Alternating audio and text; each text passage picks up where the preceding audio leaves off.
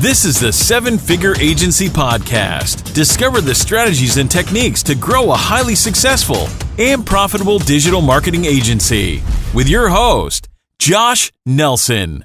All right. Well, hello and welcome. I'm super excited to have you on with me for today's session. We're going to be talking all about how to maximize your client retention, right? We're going to be talking about really what do we need to do to make it so the clients don't stay with us for 2 months or 3 months or 5 months, but really that we create such a great experience and we create such a great relationship and we generate such great results that they want to stick with us long term.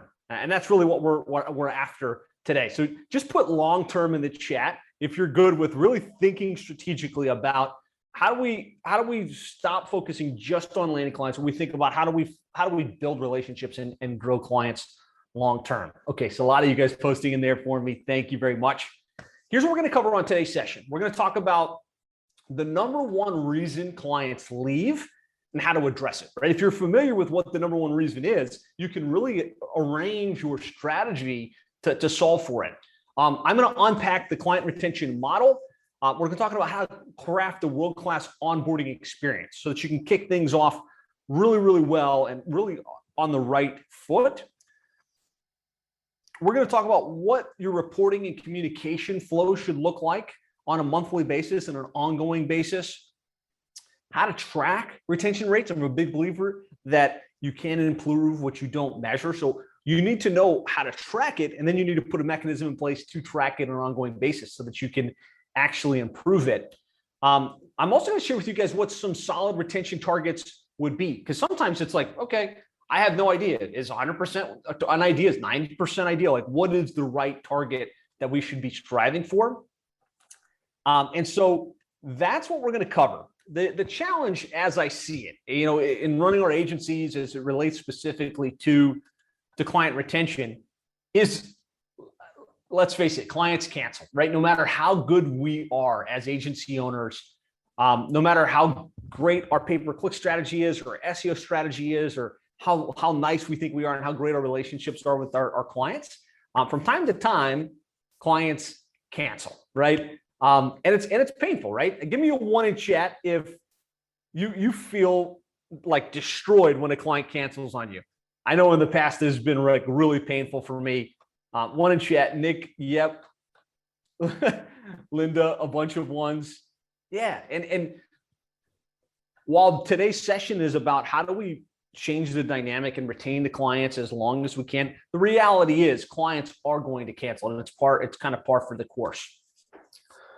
But what can happen is if too many of our clients cancel, right? If we get a client, we lose a client. We get 2 clients, we lose 1 client, and we're constantly like on this oscillating scale. That impacts our revenue, but it also impacts our confidence and our ability to go out and sell. If I know me, especially if I don't believe in what I'm doing and I don't believe in the result I can get for the client, and I don't believe that what I'm doing is actually going to generate a reason for them to stick around, I don't want to sell it anymore, right? And that can kill your confidence. It can kill your ability to grow, if we don't solve for this.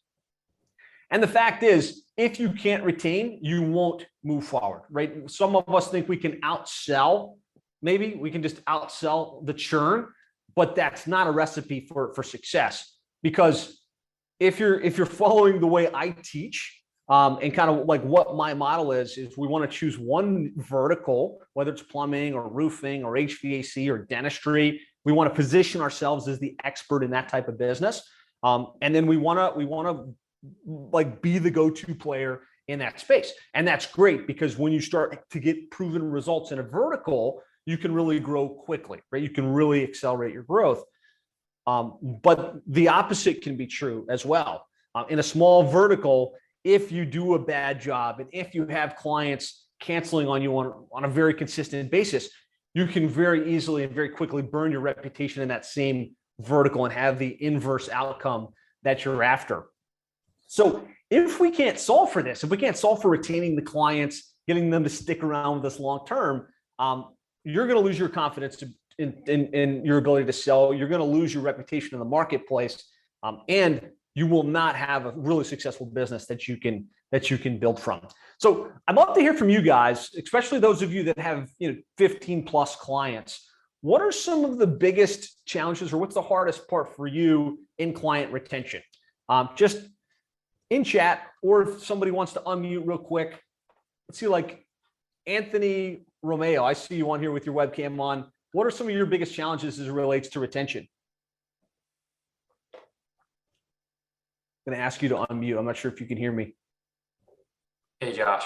Hey. Can you hear me? Yeah. Yep. I mean, a couple of things. Price, I guess sometimes people don't see the value in what we offer until they go shop the market, and then they realize, okay, like our price is actually a lot lower than other people's. I would say that's probably our biggest feat, but then also, like, I guess sometimes expectation, what we tell them versus what they think in their mind is what to be expected from the program. So I think that's another big feat that we have to deal with. Yeah, no doubt, man. Thank you for sharing. No problem. Let's see. Got a couple comments in here. Roman says clients have no idea how to measure the metrics, and they pay attention to random, crazy metrics. Yeah, for sure. Francisco says adoption, like them actually doing what we're trying to help them do, giving them the amount of attention they need, says RWP group. Yeah, so then there's certainly challenges. Lynn says communication is the most difficult for us in our agency. So the opportunity we want to solve for, really what we're focused on today's session, is we want clients to come on board, to be happy, and to stick around for the long term. That's really the objective. And to do that, what we need to do is kick things off on really good footing, right? If I know one thing, it's that how we come out of the gates with a new client and how we set the expectations early can have a huge impact on the long term, whether they stick around or not.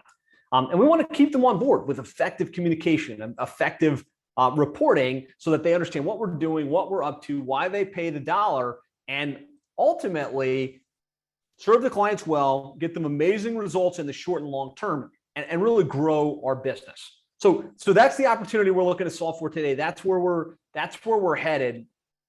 And some of us, if we look at the companies like Reach Local, maybe Scorpion at some level that have been really successful, a lot of times it feels like they're just going after the cash grab. They're less worried about retention, more worried about let's just sell as many as we can, knowing that there's going to be this massive churn that happens at the back of the equation. And if that's the case, you might wonder, is it even worth thinking about retention and client experience and results, or should we just focus on business development? And I would say you want to do both, right? I mean, obviously you have to focus on growth, you have to focus on business development, but you can't let your delivery and your client retention strategies fail. This was an interesting study that was conducted by Bain & Company. And what they found was that a 5% increase in client retention can improve profits by between 25 and 95%. So just think about that for a minute. Like, we spend all this money in advertising, all of this money on marketing, all this money on client acquisition.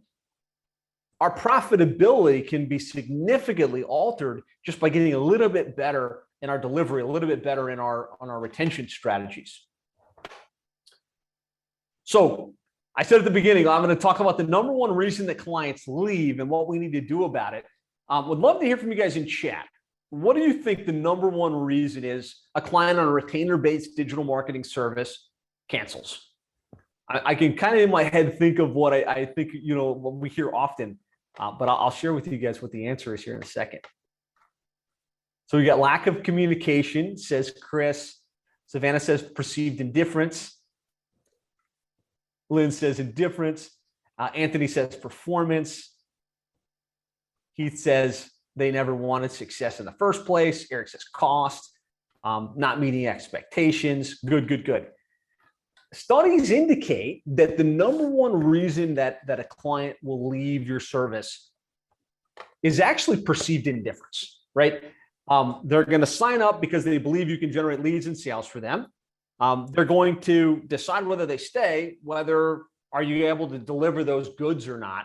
But really, long term, the reason a client cancels out, moves to a different provider, is they feel like they've just become a number to you. They feel like you or your company doesn't really care about their results anymore. You're not proactively thinking about their growth. So I wanted to plant that seed early in today's session because that's what we want to solve for. Yes, we want to solve for generating better results. Yes, we want to solve for better communication. But the number one reason they're going to leave is perceived indifference. We really want to think about how we can solve for that. And so, as we dive into some of these concepts I'm going to share with you on retention, and I asked, what are the reasons clients are leaving? Some of you wrote results, right? They didn't get the results. We didn't deliver on expectations. Some of you wrote indifference. Some of you wrote service levels. And what I found is it's really a combination of results and service. But if you think about this, yes, they're paying you a monthly retainer fee to generate results for them, for their business. And if you can't deliver the goods, like if you can't get their dollar and do what you do, whether it's SEO or pay-per-click or Facebook ads or funnels, and generate a tangible, measurable return on investment, you have no right retaining the business, right? So yes, you have to get the results dialed in. If your results are poor, you could do a lot of really good things, but eventually they're going to cancel. Now, the other side of that equation is service, right? I used to think it was just about the results. I used to think, well, as long as their phone is ringing and there's a return on investment, I'm going to let that speak for me, right? I mean, I don't want to meet with clients every single month. I don't want to have to do like jumping through hoops and all of this other stuff. Me and my business partner, Dean. And what we found was the results were good, but because the service was poor and we weren't making ourselves available, we weren't going through the reports, we weren't explaining our value, clients were canceling. And so you have to have a balance, right? You have to have the results solid, but you also have to have a great experience, great communication, great seeding of the vision. And if you've got both of them dialed in, that's where good, strong retention comes in. So poor on either side of that, right? You could have amazing service, but bad results, they're going to cancel. You can have amazing results and poor service, and they're also going to cancel.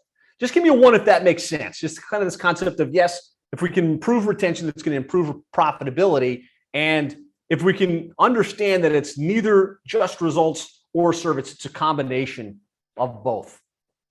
Awesome. Thanks, guys. I appreciate the ones and the engagement. So there's a model that I've kind of put together for you guys that I think helps articulate what needs to be done to truly maximize our client retention. So this is the client retention model. First of all, we want to create a world-class onboarding experience, right? At the very front, we want to make sure when that client signs up, they've given us their credit card, they've given us their faith. There's lots of things we have to do to get the usernames, the passwords, to kind of kick the relationship off. And to the extent we've got a world-class onboarding experience, to the extent that that's comfortable for them, to the extent that that matches their expectations, it can go a long ways in terms of retention. So we want to start with that onboarding. The second is effective communication, right? We want to think about what the reports look like, how we're communicating to them, what we're doing, what we're bringing to the table, and what they're actually getting in return for the investment. We want to have a great process for that. And then we want to have a structured success management process, because as you grow, as you scale, it's not just you managing the relationships. Ideally, we're going to put some account managers in place and we're going to create some freedom within the business. Well, in order for that to work, you have to have good client success management protocols, which is how are we hiring account managers? What are their KPIs? How can we look at our client base from a high level and make sure that it's all working and kind of nobody slipping between the cracks? Did my audio just go out, or are you guys still hearing me okay? Just go, give me okay, Anthony, I'm okay. So as it relates to world-class onboarding, the first thing we want to do is we want to kick off with a bang and appreciation. So I'm gonna go deep on this with you guys, but conceptually, they just agreed to this monthly retainer with you, and ideally it's $1,000 or more per month. Why not drop something physical into the mail for them to show appreciation? why not like leverage some automation? Why not really get aggressive with the follow-up and follow-through process so that we can just wow them out of the gates? Statistics will tell us that what happens in the first week in a retainer-based situation like this will have a huge impact on whether they're with us 12 months down the road. So we really want to dial in that onboarding, kickoff process. We want to make it as seamless as possible to collect the data from the client. So we want to make it really simple for them, to get us their usernames, their passwords, their USPs, their images. Like really think about seamlessly collecting that information. And then we want to engineer quick wins. And by this, I mean, we want to be intentional about getting them some leads or getting them something tangible within the first couple of weeks. I'll talk more about this, but as I think about my agency, Plumbing and HVAC SEO, over the years, we were an SEO company. So our whole play was we're going to build this website, we're going to optimize it, we're going to get it ranked, and then eventually it's ranked, it's going to start to generate leads and phone calls. And the problem with that was sometimes they got ranked on maps and they got a call or two in the first couple of weeks, and that was great. But other times it was like 3 months in. And of course, any client getting 3, 4, 5 months in without some tangible, measurable result is going to start to squawk. They're going to start to question what they're paying for. And so there's certain things we can do if we think about it right in the first couple of weeks to generate some wins that will absolutely help get us out of the onboarding process and into the ongoing relationship. So we want to think about this onboarding process. Give me a yes if that's clear, like kind of we're clear on, we want to create a really great onboarding process, and there's specific things we can do on that front. Awesome. From there, we want to communicate effectively. And so as it relates to communication, for me, it starts with strategic reporting and KPIs.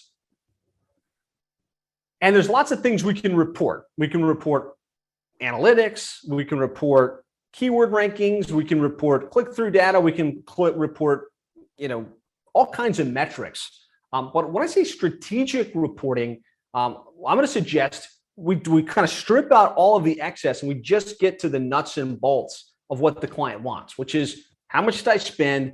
How much money did I make, right? And the closer you can get to, you spent $1, you got $5, let's keep doing this, the better. So we really want to figure out how to get our reporting dialed in so that the client knows without a question in their mind, I'm spending money, but I'm getting a return on investment.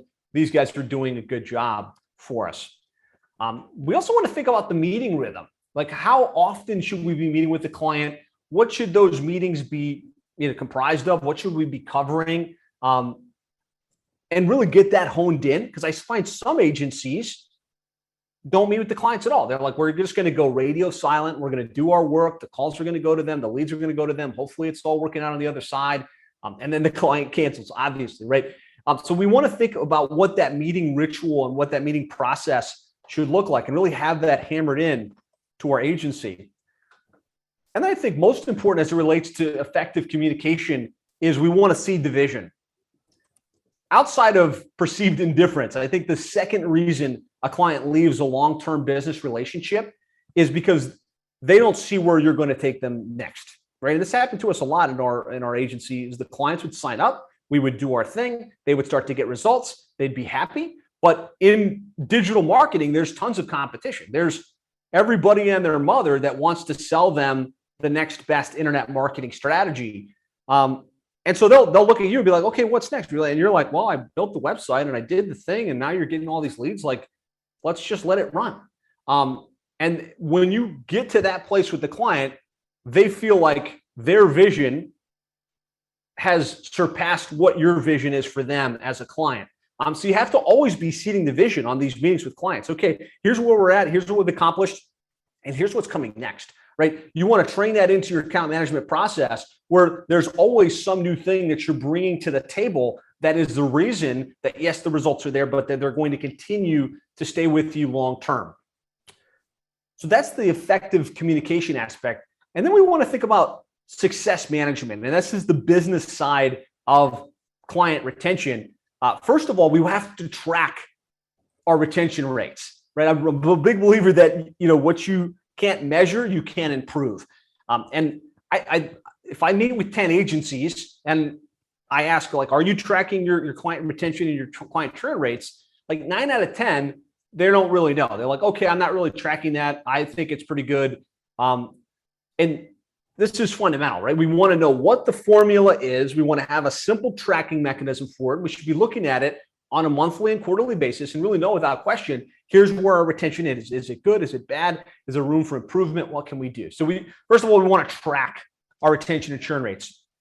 Second of all, we want to have some simple KPIs, key performance indicators on our end, like that we can look at. Like, are we meeting with the client enough? Are they taking our calls? Are they getting a certain number of leads enough to justify the investment? Like, what are a couple of metrics you can look at for your client base to say, are we on track or are we off track? And then we also, want to put a traffic light system in place. And so traffic light system is taking your clients out of the CRM and putting them onto a Trello board or something like that, where you can easily see, these are my green clients. These are the ones that are happy, that are getting good results. These are my yellow clients that maybe the results aren't quite there, or they're kind of ghosting us. And these are my red clients. These are the ones that have, either said they're angry, said they're looking at other competition, requested usernames and passwords from somebody, maybe aren't getting good results on paper. We want to make sure we can visualize where our client base sits so we can focus on the ones that need the most attention. So, we're going to go deep into this, but from a model perspective, we want world-class onboarding, we want effective communication, and we want the right success management protocols so that we can really grow and scale our operation while still maintaining high-quality client retention. So I put together a simple workbook for you guys. Ed, if you can drop this into the chat for us, this will just help you track along. You can go to sevenfigureagency.com/retention-workbook. It opens up a Google Doc. Again, this will just help you track along for today's session. So as it relates to that model, onboarding, client communication, success management, what in your business needs the most help? Like, just kind of put that into the chat or think about that for a minute. I would love to hear from a couple of you guys. What is the area that needs the most attention on your end? Majid says he needs to get a recording of this to share with the team. Absolutely. I'll make sure that you guys get a recording. Getting and closing prospects, says Ronald. So this webinar is all about client retention. So yeah, I've got lots of training that talks about how to land clients. This isn't it, right? This is a little bit, more advanced training. Victor says SOP, so statements of procedure. As you guys think about it, I'd love to hear, like, what is it? Is it the communication aspect? Is it the onboarding aspect? Josh says success management and the communication side of the equation. Ronald says dealing with clients that have been with us for years and see the grass greener on the other side. Yeah, that's a very real situation. Apostolos, great to see you, man, from Greece on here. Onboarding, putting systems in place to keep tabs on the clients and see what's going on, says Francisco. Julia asked if the workbook got dropped. If somebody could drop that link in for me, Arnaldo or Ed or somebody that has opened it. Let me go back. My team might have stepped away.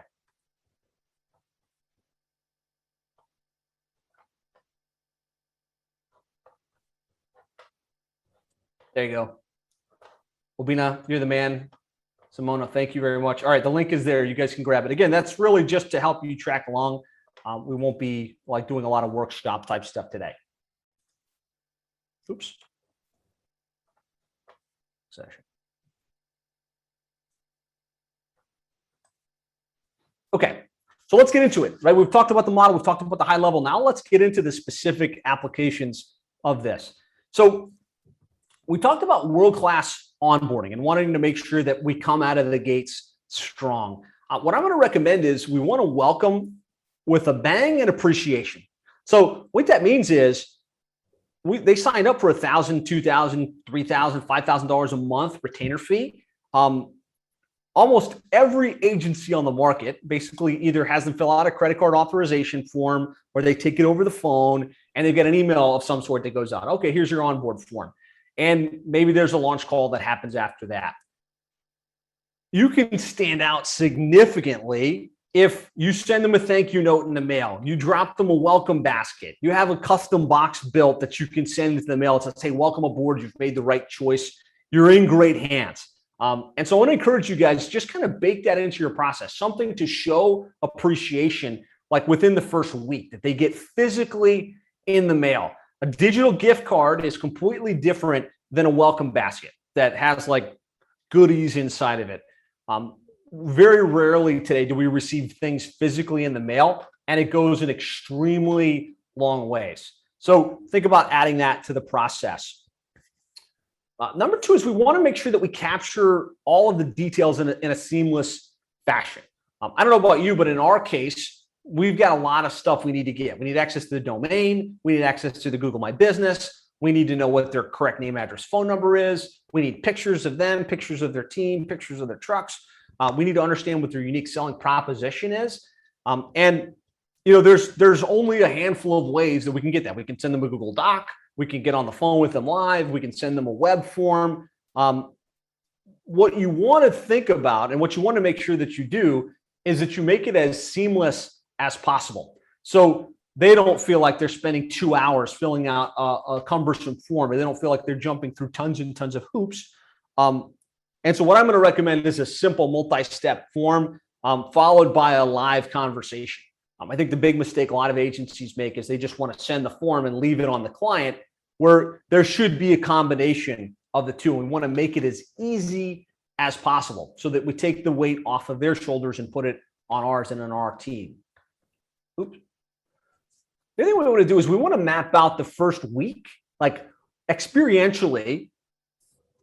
What does the first week look like? What emails do they get? What calls do they get? What text messages do they get? What did they get in the mail? And then we want to do that for the first 30 days. And we want to do that for the first 90 days. And we want to think about the touch points. We want to think about the communication. We want to think about what that experience feels like. How many of you guys have read the E-Myth Revisited? Just give me a 1, I'm sure, or just type E-Myth in the chat if you've read the E-Myth Revisited. I know a lot of us have. It was one of those fundamental, amazing books.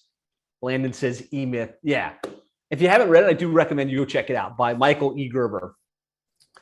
Great book, but there's a specific story in the book where he talks about this hotel operator.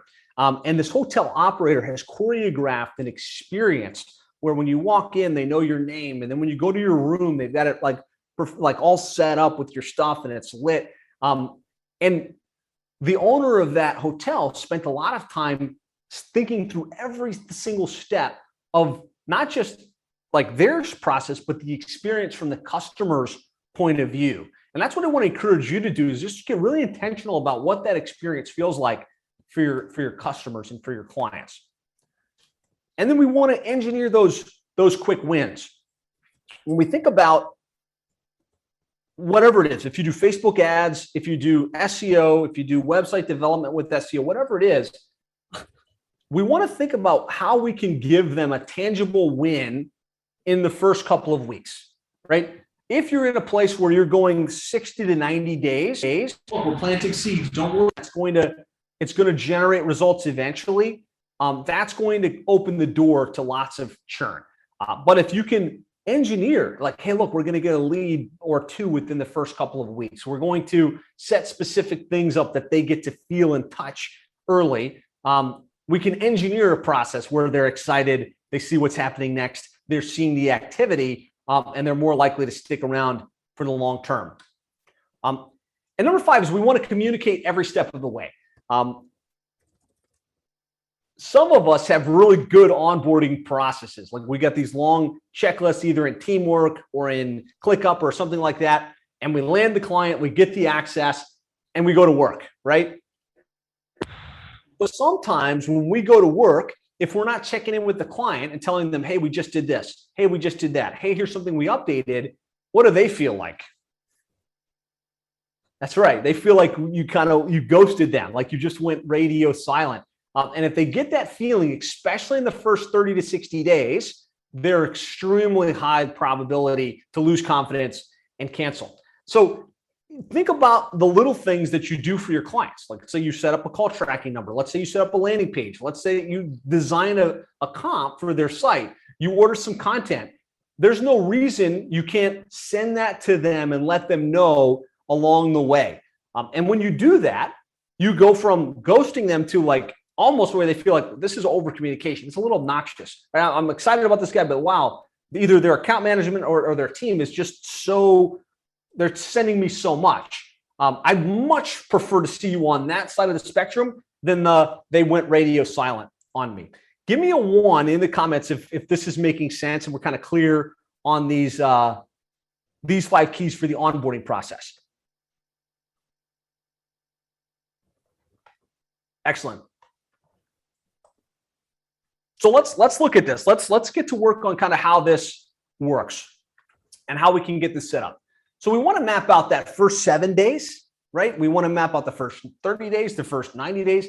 Ideally, ultimately, we want to map out the experience ongoing. So we've thought about what the touch points are. We thought about what the communication looks like. What we do with our 7-figure agency members is we actually go through an exercise where we map this out step by step. What I want to do in today's call is just kind of give you high level what our communication flow and process looks like. That way you can think about what you want to integrate into your initial 7 days, 30 days, 90 days. The first thing is we want a personal thank you. So they signed up. They gave the credit card to you, the salesperson, or they entered it online on Panadoc or something. As quickly as possible, we want an authentic personal message, either via text message or email, or maybe a personal message to them on social media if you're connected on social messenger. Hey, thanks so much. I saw you guys just came on board. Really excited about working with you. Now, this has, it has bigger ramifications if you've got a salesperson involved and it feels like the owner is now reaching out to them personally. But even if you sold the account afterwards, hey, excited about having you on board, as a secondary touch is a really good play. So we want that to happen almost instantaneously. Right after that, we want them to get the onboard form. And so whether you've got this in high level or you've got it in Zoho CRM or you get it on some type of other mechanism, we want to get a form in their hands that's asking for their information, just letting them know, hey, we're going to need all of these details from you. This is a process we use to make it simple. So we want to get that into their hands, usually within the first 15 minutes, leveraging some type of automation. From there, we want to fire a welcome sequence. So there's going to be, manual touches you want to do, like checking in, letting them know what's going on. But there's no reason you can't have some type of automation running in tandem to your onboarding, where they're hearing from you every couple of days, even though you didn't personally write the email out and you didn't personally reach out. I think it's funny, but a lot of agencies leverage automation in their sales process. Really heavy, right? Give me a 1 if you're using some automation, to schedule appointments and to remind people about their appointments and to invite people to things and kind of remain top of mind. Yeah, lots of us. But most agencies don't leverage that same kind of automation for their client base. And there's no reason not to, right? You could, if you think about it, you could engineer in advance a sequence of 30 days worth of non-obtrusive messages. Hey, excited to have you on board. Here's the process. Here's what you can expect. Hey, by the way, we just set this up for you. And, we want you to share your documents into this folder. Hey, I wanted to let you know, in addition to myself, I've got these 30 team members and here's who they are and here's what they do. Hey, as part of our process, we're going to need to know who your top competitors are. I know you entered that into the onboard form, but I find some clients need some more time to think about it. So I wanted to shoot you a message. Reply back if you could with just your top 5 competitors, right? And you could just sequence that type of communication out. And then they really feel like, wow, in addition to what you're actually doing manually, in addition to that, you got these touches going, they really can't help but feel like you're really on top of the ball. And so we want to create an automatic sequence like that for new clients as they come on board. Obviously, we want to have a formalized launch call, a launch process where we're on either Zoom like this with the client, ideally on Zoom like this with the client, or we're calling with them.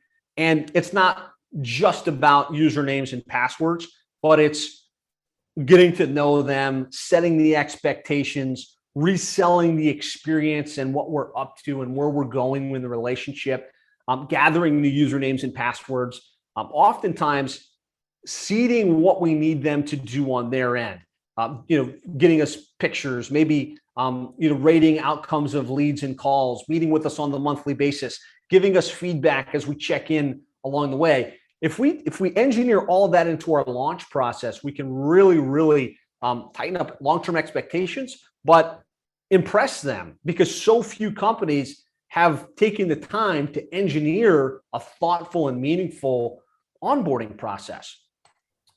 For us, like, we're looking at about the first week here, we want to drop a gift basket. So like, we order from a service called Gourmet Gift Baskets. We usually spend about $75 every time a new client comes on, and they get a nice gift basket with cookies and crackers, and it's welcome aboard. We're so excited you decided to do business with us. It's going to be awesome, right?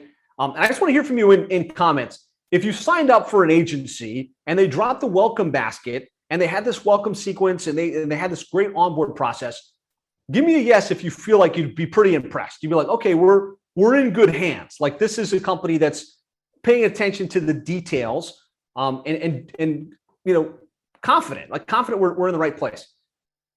So a lot of you are putting yes.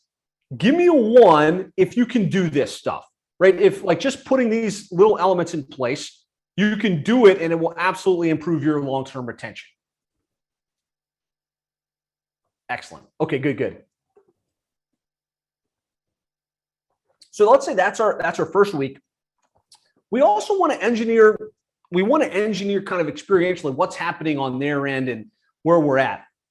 So for us, the next thing that usually happens is we launch their pay-per-click campaign. We're doing an SEO strategy. We're building out their website. We're trying to get them ranked organically, but we do want to do something right away that's going to get the phone ringing. And so our core program includes pay-per-click. And so before the website launches, we used to wait until the website was done. We used to wait until, like, everything was finished before we did pay-per-click. And of course, that leads to a massive delay in them getting leads and calls. So we moved to just setting up a simple set of landing pages, launching a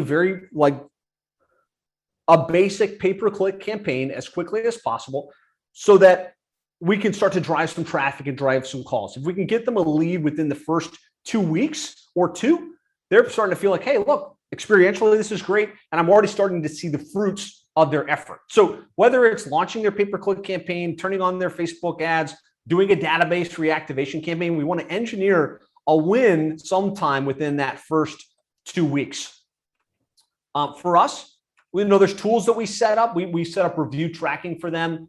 We use a tool called Birdeye. So we set that up, and we don't just set it up. We set it up and let them know, hey, we set you up on this. It's got a full track of all of the online reviews that you have. Going forward, you're going to get an alert every time someone writes a review. Anytime someone writes a negative review, we're going to be the ones to catch that and help you kind of troubleshoot it and respond.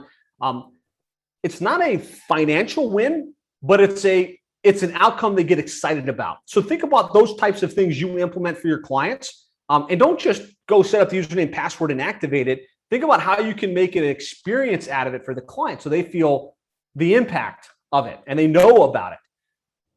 By the time the second week is over, we're building a new website for the client. We want to have the design comp in their hands. So that's the design of the homepage and the internal page for their approval.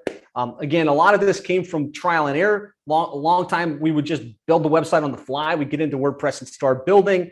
And sometimes it was good. Other times, they didn't like the site and they're upset and it didn't look the way they expected. They had a different expectation in their mind. And so we moved to just designing a PSD comp, showing it to them, getting the approval, and then building off of that just helped us with some of the redesign work that we had to do. From there, we reviewed some of the tools. So I put review tools, but like at this point, we set clients up on Nearby Now. We set them up on call tracking. We set them up on a lot of different things. And so we have a special meeting with them to review the tools that we're setting up so they understand that they're there. They understand why they're there. They understand how they interact with them. And it's another place of communication. We're like, wow, within the first couple of weeks, I see a lot of activity coming from this agency. I feel really good about where things are headed. And then within the first 6 weeks, we launch the website. This is probably within the first 6 to 8 weeks, their new site is launched. And then, of course, it goes into optimization and getting it ranked and everything else. But hopefully, as I walk through this, you get some ideas that fire that say, hey, maybe I could drop a welcome basket in the mail. Maybe I could be a little bit more assertive with my communication. Maybe I could be a little bit more intentional with creating wins for the client and getting them something that they can really sink their teeth into.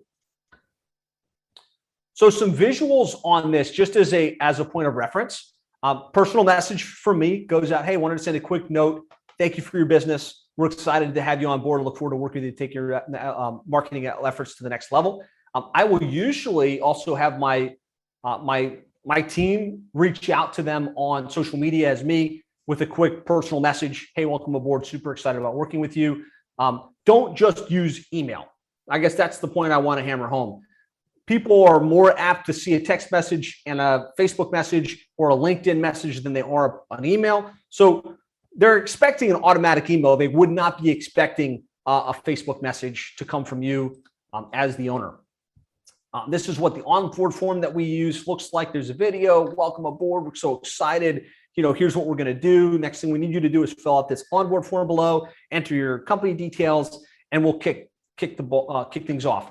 You can't see the whole thing, but it is multi-step form, so it captures little pieces of information along the way.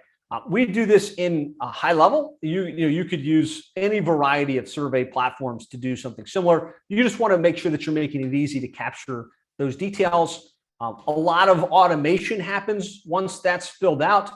Confirmation sends them an email to send out a welcome box. All kinds of cool little triggers happen. And what's awesome is we've built this for our 7-figure agency members, where we give them this snapshot if they're high-level users, where they can pull it right in and have all of this stuff kind of right out of the box. Once it's submitted, it says, thanks for submitting your details. Let's schedule your onboard call if it's not already booked. And we've got a page like this for each one of our account managers where they can pick a time and get that scheduled in.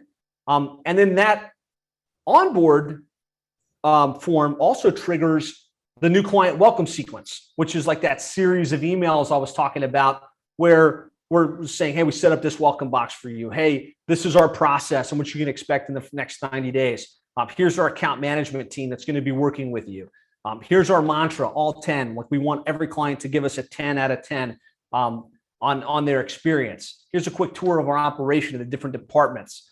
Hey, by the way, in order to really work this well, we're going to need some photos from you. Here's some pictures we get from all of our clients.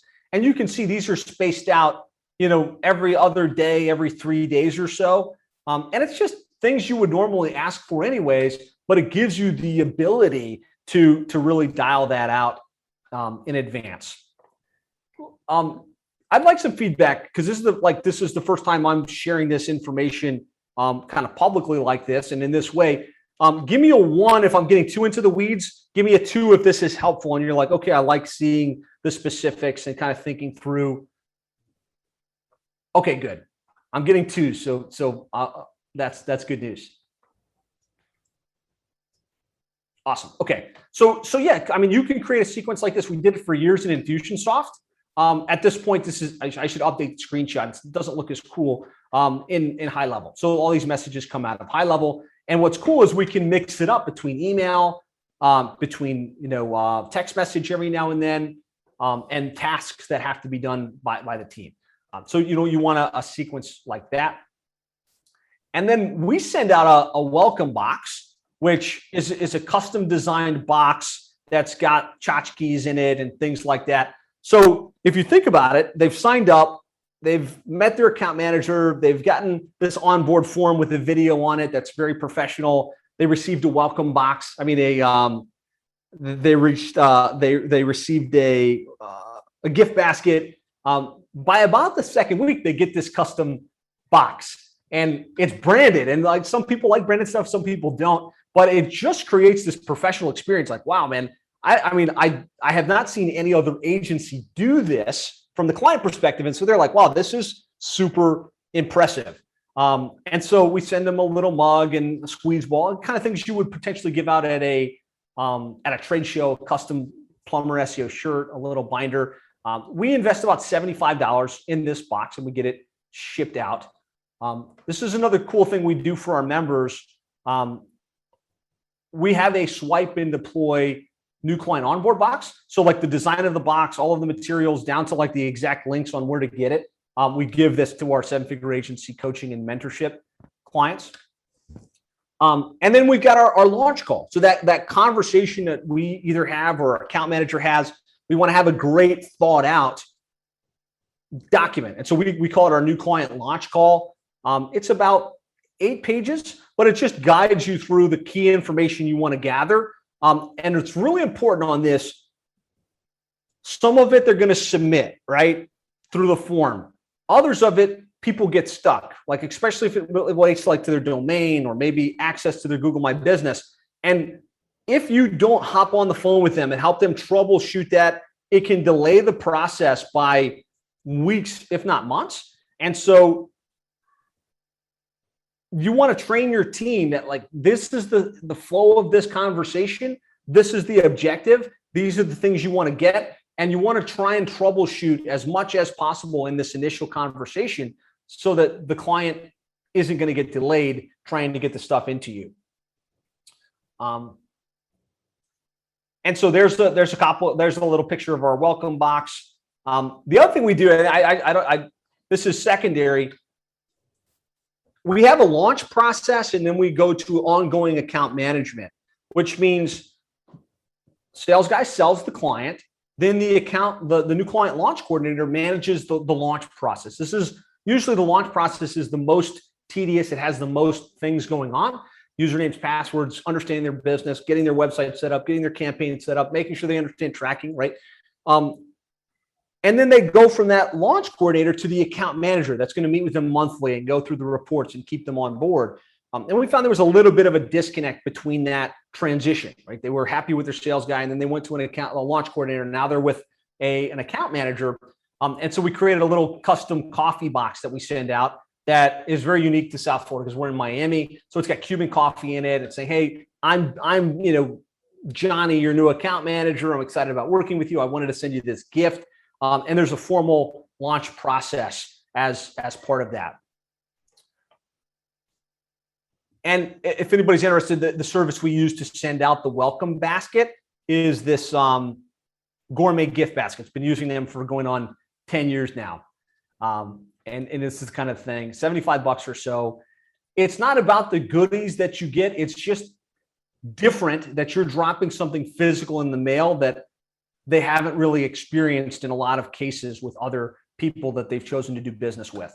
So this will make you stand out differently and uniquely and make you more sticky at the beginning of the business relationship. So this is onboarding, right? We want to dial in the onboard process. We want to set up the new client capture form. We want to flesh out the onboard script so that it's really clean, it's really clear, it sets expectations. We want to think about how we can engineer quick wins.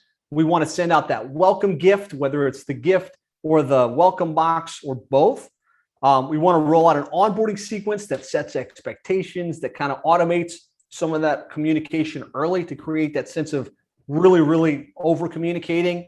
And we want to be sure that we're also communicating every step of the way. There's certain things we can do through automation. There's certain things that require a manual email, require a manual call. So you want to make sure that you or your team is communicating as new things are set up for the client in addition to the automation. Don't hide behind the automation. Don't hide behind technology. Pick up the phone, get on Zoom, have real conversations. This, I promise you, will create a world-class onboarding experience that really sets the tone out of the gates with the clients. So that's kind of big block number one, onboarding. What were some of your takeaways? And more importantly, what will you implement as it relates to this onboarding process? I'm going to give you a minute to think about it and either unmute yourself and kind of share. I'd love to have a couple of you share, or just type it into the chat if that's more comfortable for you. Takeaways in which you'll implement specifically to the onboarding piece of the equation. James, great to have you on here, man. He says, welcome gifts, automating the initiation emails. Awesome. Getting intentional about what the client experiences and feels. Heath, awesome. Jeremy, automating the onboard process. Victor, onboarding and gifts. Physical, I like that. Somebody mentioned physical element. That was RPW, getting physical, right? Getting the physical thing in the mail as opposed to just sending emails and things like that. Good. All right, so we thought about onboarding. We thought about creating that world-class experience. The next is we want to like really be effective with our ongoing communication with the clients. And again, I asked this earlier, but I want to make sure you're all listening. What's the number one reason that a client leaves? Give me in chat. Number one reason clients leave. Perceived indifference. Yep. Perceived indifference. They feel like even if you do care, even if you really like know them, care about them, want them to win, if they feel like you don't care, that's the number one reason that they're going to leave. So we want to make sure in this communication process, especially on the ongoing after they're through launch, is yes, we have to get them the results. That's mission critical. That's kind of the bare expectation. But we also want to make them feel pursued. We want them to feel loved. We want them to feel cared for. Seriously, that's what we want to be doing in this client retention process. So to me, that starts with the reports. It starts with like, what are we showing the client that we're doing on a consistent basis? And I want you just to think about this because I'm going to share kind of what we do reporting wise, but I want you to think about, why did they hire you? What are their desired outcomes? Like, what are they trying to accomplish? And do they really care about the technical mumbo jumbo? Do they care about how many links? Do they care about all of that stuff, right? Like, or do they, what is it that they're really, really after? Put in the comments for those of you that have had a chance to think about it. Victor says it sounds biblical, pursued, loved, and cared for.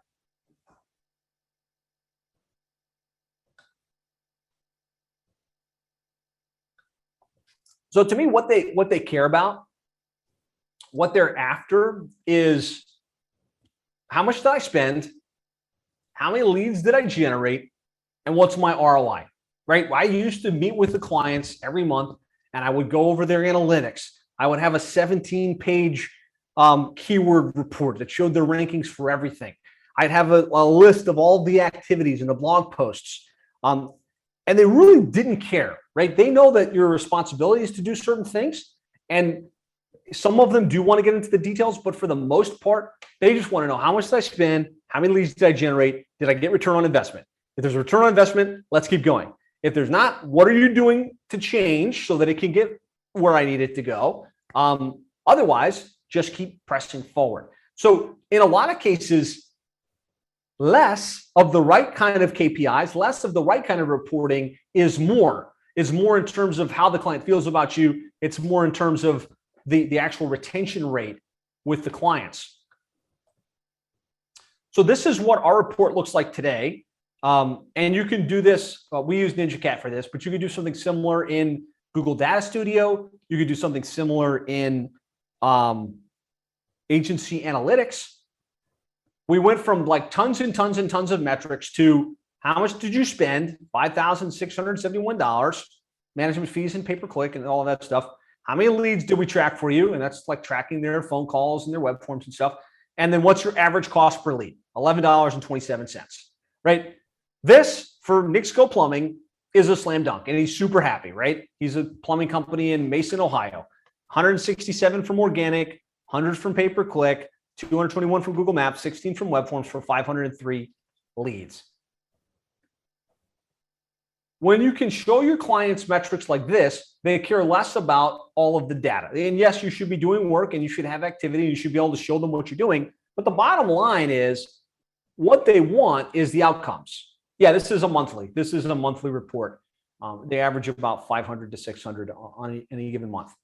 And then what we do is we help them quantify the projected return on investment.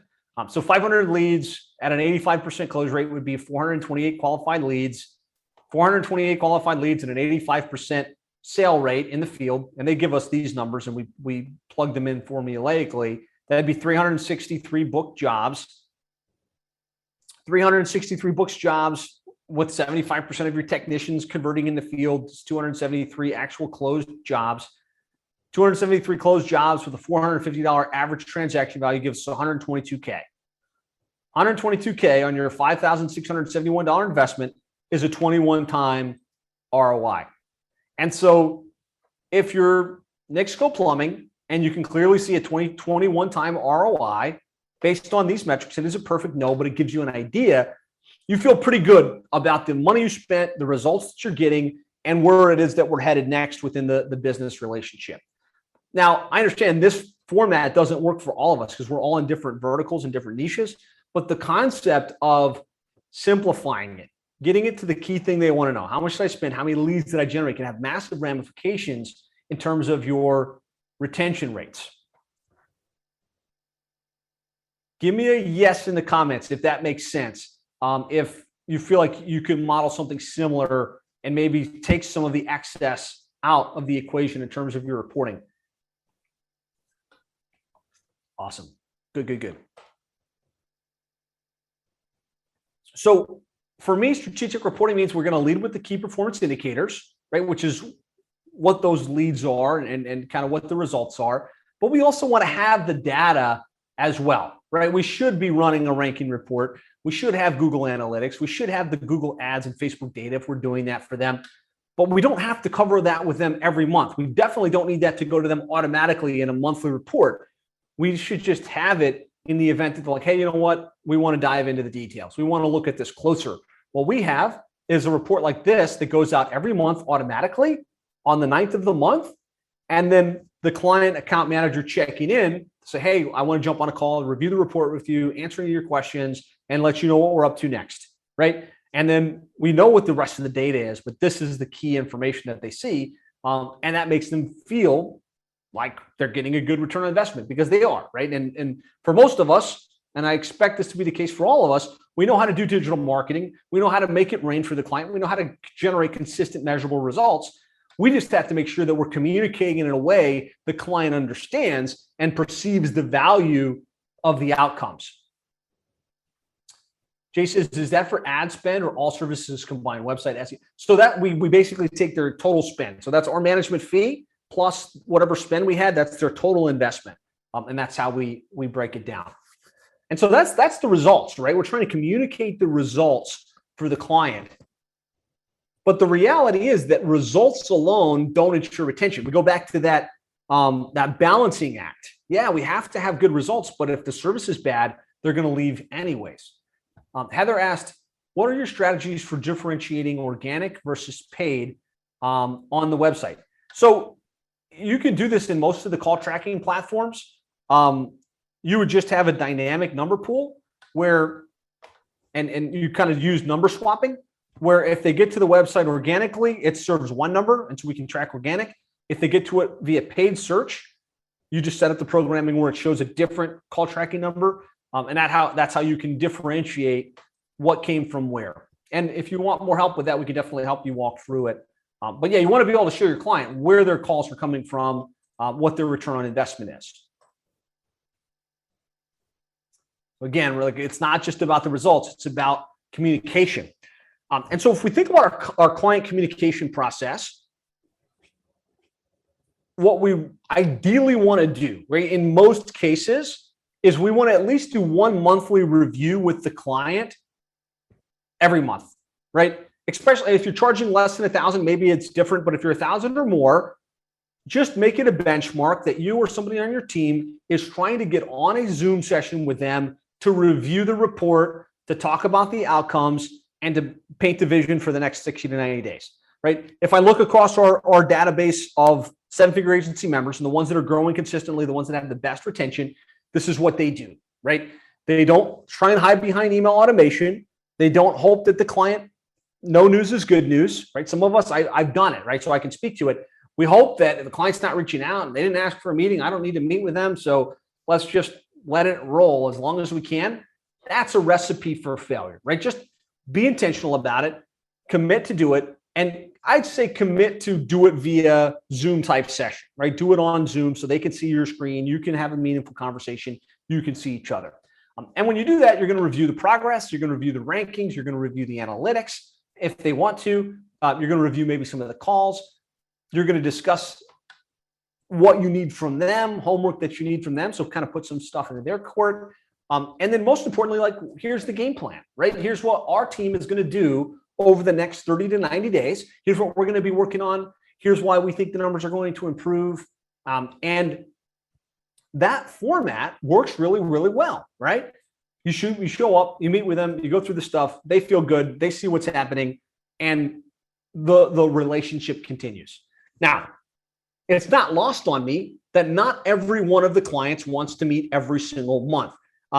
Give me a me in the comments if sometimes the client doesn't answer your phone call, doesn't respond to the request for a meeting, just doesn't show up. Just give me a me in the comments if you or your team has had it where you've got these clients, but they don't want to meet and they don't meet.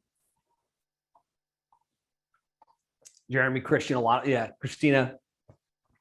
And this was our team for a long time. They'd say, "Hey, look, I reached out for the meeting. Nobody responded. It's on them, right? It is what it is. I guess they don't want to meet, and so we'll just call it a day." And then 6 months in, the client reaches out of the blue. "Hey, we're canceling." We're like, "What happened?" Well, we hadn't heard from you for a long time, and so we've decided to go a different direction, right? No news isn't good news, right? And so using that as an excuse, they didn't reach out for the meeting, isn't an option. What we've moved to, and what I would encourage you to do, is plan to meet with every client, touch them at least 3 to 4 times via email, text message. "Hey, just want to go through the reports," and then have a backup plan, which is, "Hey, we didn't get a chance to meet this month. I know you're busy. I wanted to shoot a quick video outlining some of the key outcomes, some of the key results, and what we're going to be working on next." Yep, Crystal said it right there. Just make a Loom video. It's not as good as a live meeting, but at least you've got a tracked interaction, right? You've got a tracked interaction. And if you've got an account management team, you know that account manager did some due diligence, right? The last thing you want is the client didn't meet, and so they're not the squeaky wheel, and so nobody looked at their account, and so nobody made any tweaks, and so maybe something fell through the cracks, or maybe something dropped. If you make it part of your process to you personally or your account managers send a recap every month, the client can't feel indifferent because you reached out, even though they ignored you, and your account manager can't drop balls because they had to look at it. They had to record a video. And then you've also got a trail of communication, right? When you send an email, when you shoot a video, when they watch it, all of that is trackable inside High Level or inside whatever client management system you use. And so you can go back, like, "Look, we reached out to you 4 times for the appointment. We send you this recap. We feel good about what we did on our end in terms of communicating the results and the outcome."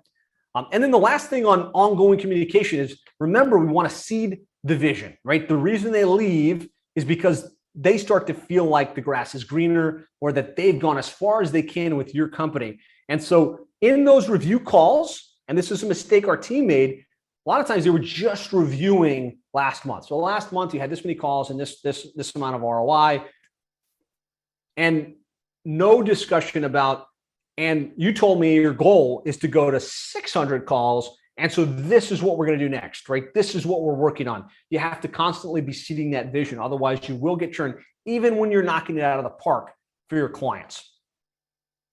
Give me a 1 in the chat if this is helpful. If you're tracking along with me with what we're talking about here. Okay, cool. Excellent.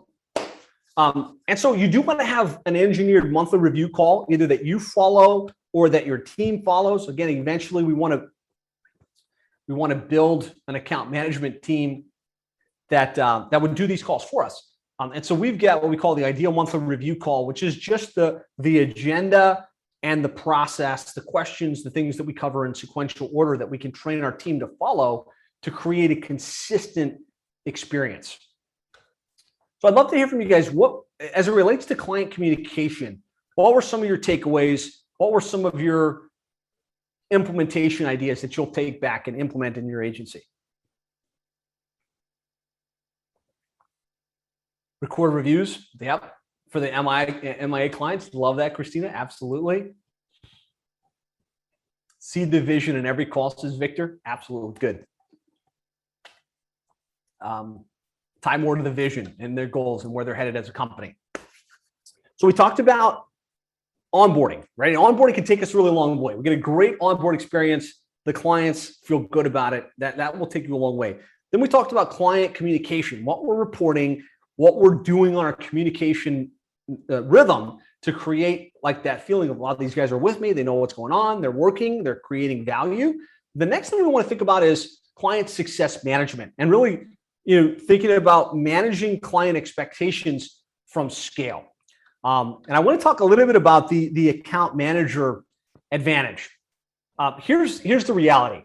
You can't do this on your own. Like if your goal is to build a multiple seven-figure digital marketing agency, you absolutely can't do it on your own. You can't manage the relationships, grow the business, put out content, do the administrative work within your business. What I found is, as the owner of your business, doing account management, which is what we're talking about here, you usually cap out at about 10 to 15 accounts that you're serving well, right? If you're actually doing all of this stuff for it, about 15 accounts, because you're still selling, you're still marketing, you're still trying to do the fulfillment potentially at some level within the business, you will cap out. Looking at our agency, which does about $375,000 a month in recurring revenue now, the first thing I removed myself from in the business that helped us to grow was operations. I removed myself from any of the work related to the building the website, doing the SEO, setting up the pay-per-click campaigns. First thing, remove yourself from ops. The second thing I had to remove myself from that was bottlenecking me in the business was account management, right? When you get to let's say 30 or so clients, if you won't remove yourself from account management, you will not continue to grow or your retention will suffer significantly. So you can't do it yourself. Usually once you decide to hire a full-time account manager, you can plan for that account manager to handle between 25 and 30 accounts. And you'll want to plan for every 20 clients that you get to get a new account manager, to start to have that person trained, have them in place so that nobody on your team is feeling overwhelmed and stressed out. Christina asked, what's the difference between an account manager and a project manager? Good question. So an account manager, in my mind, kind of how we visualize it in our business, the account manager is responsible for communication with the client. So they're the QB. They're the direct point of contact with the client. So they're talking with the client, reviewing the reports, getting requests for things that they want done, kind of communicating that back to our team. Hey, web team, they want to do this. Hey, pay-per-click team, they want to increase that. They don't do the work. They manage the relationship and play QB with our team. A project coordinator, on the other hand, would be somebody that coordinates the work for the team. So a project coordinator, would be overlooking what's in teamwork, what's in Basecamp, what's in ClickUp, keeping all the projects on task and on time. So hopefully that made sense. That's how we when I say account manager, that's what I mean. Philip, account managers mainly manage the sales aspect of the relationship with the client. So not in our world, we have a sales team that would sell new clients. Account managers, really their main focus day in and day out is retaining the client base. Excellent. So I at this point have hired about 15 account managers, hired, trained, ramped up account management teams, hired and trained account management leadership. And I put together what I call the account manager advantage training. And this is something we give to our coaching and mentorship members. And really what it does is it maps out what the ideal compensation plan for an account manager is. Like, how much should you pay them? Where should you find them? How can you train them and recruit them? what their KPIs are. And then we give our clients this thing called the Account Management Excellence Training Portal, which is the training we put new account managers through so they understand their job, they understand their responsibilities. And what's cool is our members are then able to take that and either put their team right through it or modify it and be like, okay, I see what Josh said here. I see how Josh is explaining this to his account management team, and quickly have their own onboarding portal for new account managers. Give me a yes in chat if you think that would be helpful to have kind of as you grow and as you scale. 100%. Good. Okay, so that's account management. You're not going to be able to do it yourself. You need to put account management in place as quickly as possible. The next thing as it relates to account management excellence is that you can't improve what you don't measure. And most digital marketing agencies have no idea. Like I'll say, how's your retention? Oh, retention's great. Well, okay, what's your percentage? I don't know. I don't really track that. I have no idea. So we have to know what our retention rates are. And there's a formula for this. It's the number of clients at the end of the period, the number of new customers acquired during like the next period, and the number of customers that start at the end of the period. And the formula reads client retention rate equals E minus N divided by S times 100. That will give you your client retention numbers. That's not easy to follow. I know that it's confusing. We have what we call a sales retention tracking sheet. This is a mechanism we put in place to kind of plot out where are we at right now, what's our goal, and track how many clients did we land, how many clients did we lose, and it's got the formula baked right into it. And so if you want, in your worksheet, I included a link to this for you. I'm giving this to you guys as a free gift that you guys can use. It has powerful ramifications from a growth perspective, like getting clear on how many clients you need to land per month at a certain monthly retainer fee to get to 7 figures or to get to whatever your goal is. But it also is really powerful for tracking your movement as an agency and really tracking that monthly retention rate. So you can grab that by going to 7figureagency.com/tracking. So retention KPIs, I'll give the question like, what's a good retention rate? What am I shooting for? How do I know if I'm on track or off track? I'd say in my agency and kind of looking at the spectrum of hundreds of 7-figure agency members at this point, you want to be shooting for 97% plus retention rate on a monthly basis. If you can get to that 97% plus retention rate, you're doing well. And there are outliers. I know people that retain it 99+%, and that's amazing. But 97% on a monthly retainer service at $1,000 or more is a great number. Less than 95% or greater than 95% is still pretty good. We kind of fell at one point to about 93% retention several years ago. Now, as I was tracking, I was like, man, what are we doing here? And that's when a lot of these retention strategies that I shared today were built. It was like, oh man, we must not be communicating with the clients enough. We must not have a great process for that. So we put that in place and retention improves. We must not be onboarding correctly and setting proper expectations. We created the welcome box and everything else. And we were able to go from like 93% to now where we're averaging about 98% monthly retention rate. And so less than 95% is a red flag. You should be like, oh, something's up. Something's not quite right. Either how we're selling it is incongruent or what we're delivering, the results aren't there. Less than 90%, meaning you're losing like 10% of your client base every single month, is a big problem. And so if that's where you're at, know that this should become a major focus of yours, whether it's your account management strategy or the actual deliverable that you bring to the world. If it's less than 90%, there's a big problem with the way that you are operating within your business. Give me a yes if that's helpful, just kind of knowing some benchmarks to shoot for from a retention perspective. Savannah says yes. Awesome. John says gold. Excellent. Fantastic. Okay. So then the last thing is we want to have a client success tracking mechanism. And this really is going to apply mostly to those of you that have account management teams. and you're growing account managers, you're like kind of in that scale phase within your digital marketing agency. We have to measure what matters. And what we need to do is be able to keep a bird's eye pulse on what's going on with the client base. Because when you get past 50 clients, it's hard to see like which ones are doing well, which ones aren't, which ones are happy, which ones are mad. We need to put a mechanism in place to keep a bird's eye pulse on that, so that we can get ahead of the issues. So that when that client writes in, hey, things are bad, or when they tell the client, hey, I'm not getting results, or when they write in, hey, I'm asking for my usernames and passwords, we see those as issues. We can prioritize them and get to work and move those clients back into a happy place. We can prioritize the clients that are most in need, and really, most importantly, make sure that consistent action is taking place outside of the standard deliverables that we do within our business. And so what we set up for our 7-figure agency members, and what I really would encourage all of you guys to consider doing, whether it's with Trello, whether it's in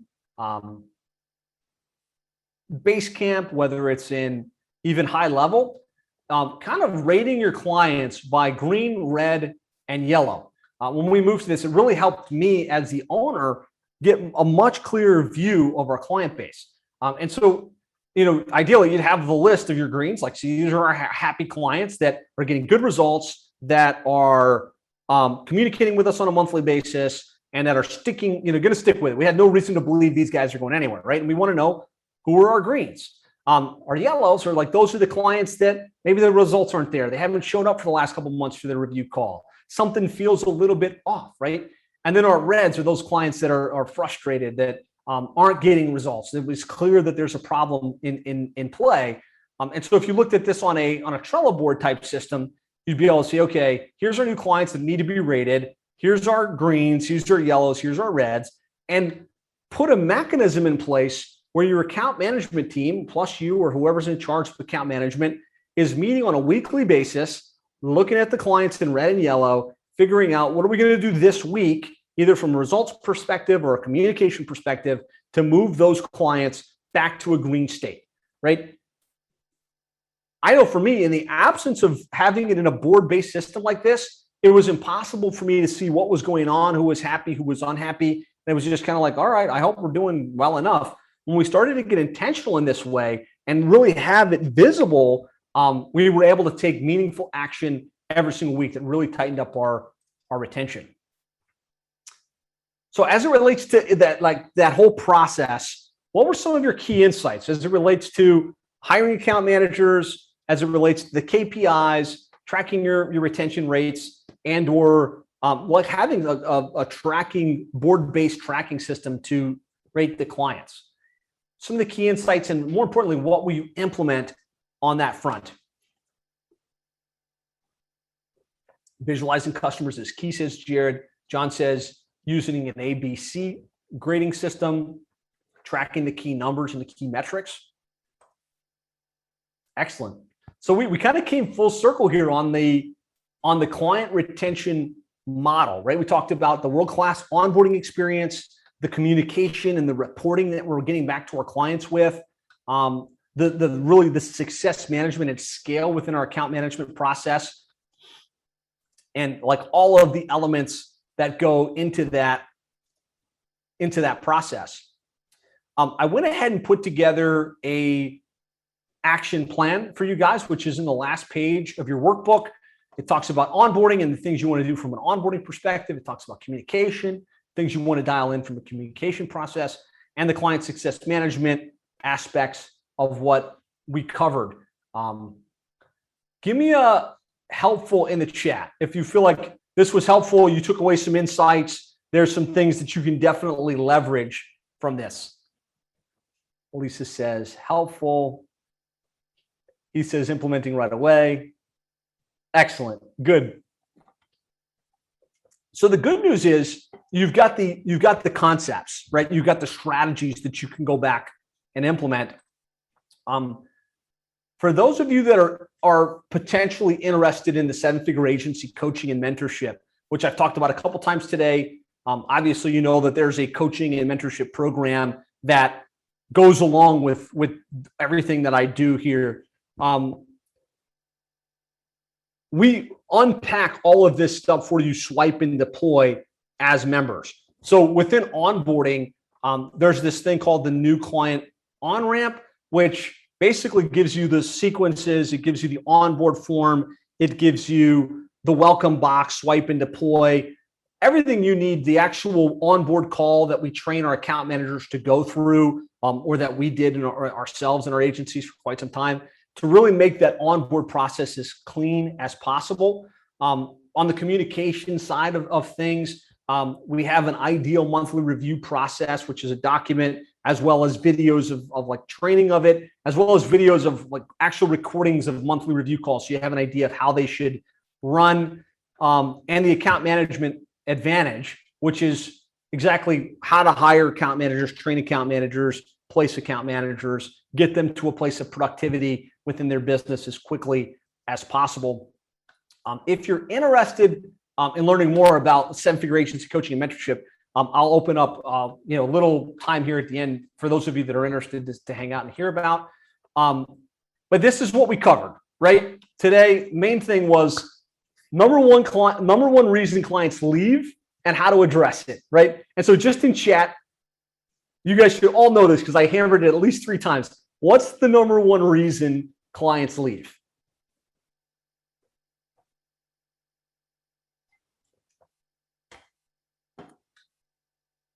They feel like you don't care. Perceived indifference. Yes, the correct answer, thank you very much, is perceived indifference. We looked at the account retention model. We talked about how to craft a world-class onboard experience. We looked at what onboarding and communication workflow should look like. We talked about how to track your retention rates. And we talked about what ideal retention rate benchmarks look like. We also gave you a workbook with the key action items and key steps that you can go back and implement. My goal today was, whether you are interested in seven-figure agency coaching or not, my goal was to give you value, to give you key insights that you can go back and implement. I would love to get some feedback on a scale from 1 to 10, 1 being terrible, 10 being this was amazing and useful. How would you rate it? Like on a scale from 1 to 10. All right, I got some 10s coming in. Excellent, excellent, excellent. 10 plus. Okay, that makes me feel good. Nate says 11. Heath says 10. Simeon says 10. Awesome. Appreciate the 10s. Appreciate the feedback. That's a wrap for the core part of today's session.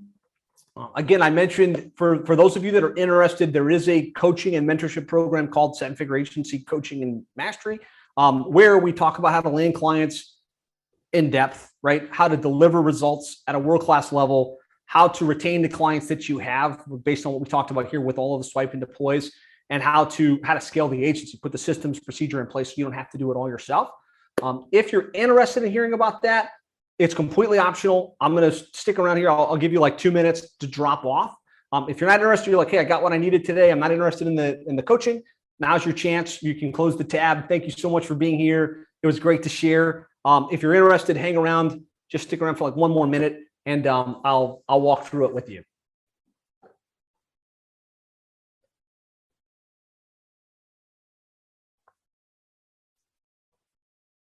All right. A couple of us still here. That's great news.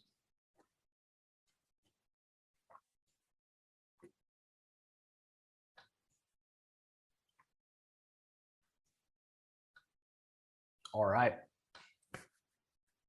Okay, I will make this quick and painless. If you're still on the line right now, actually, I'm going to stop the recording so there's no awkwardness with this part. Where's the stop?